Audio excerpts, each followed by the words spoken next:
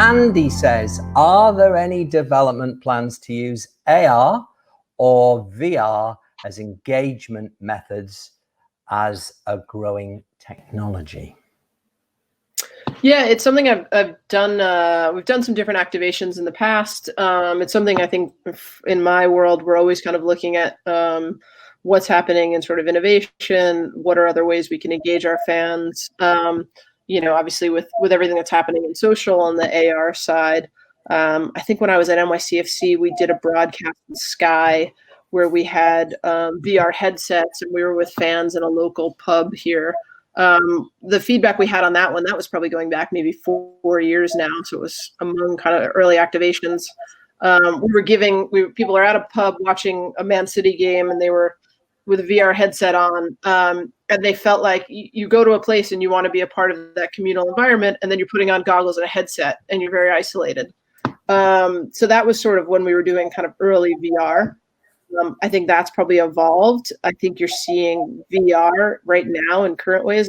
I see it used in real estate and other fields as a way to kind of tour places. AR for sure you see, and we're looking at different activations right now that we could integrate into our mobile app.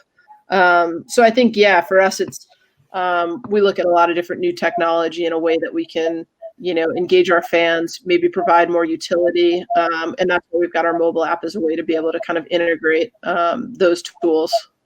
There was one lure of going to the pub, obviously. There was one beneficial reason for going to the pub. Don't forget that, of course. Our lecturers are getting in on the act. Andy Patterson is one of our lecturers, and he says, it's a serious question, actually. Hi, Jayne. Is the current situation we're all in the biggest challenge you've faced in marketing? And importantly, what plans do the club have in re-engagement once you are allowed to? I mean, are you at the stage where you know what you're going to do when things start to get relaxed a bit, or is this still at a very early stage and you're having to kind of, certainly empathize with the situation, but obviously fit in with government policy and advice as well? Yeah, I mean, we're staying sort of close to, the MLS and sort of local government officials and sort of in the healthcare space for advice. But I think, particularly where we are in New York and New Jersey, it's, things are still changing. So we know we are planning for a full season for MLS. When that will start, we don't yet know.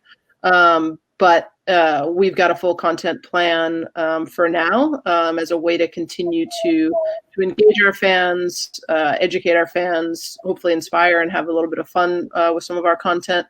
But for sure, for me as a challenge, personally, I think, and professionally, none of us have been through anything like this. So, I try to check in, have daily calls with my team. We're checking in on everyone's sort of health and well-being. And then we're also thinking about, how can we use this opportunity to continue to engage, to maybe it gives us an opportunity to create some stuff that we couldn't have done because we'd be in the middle of our season.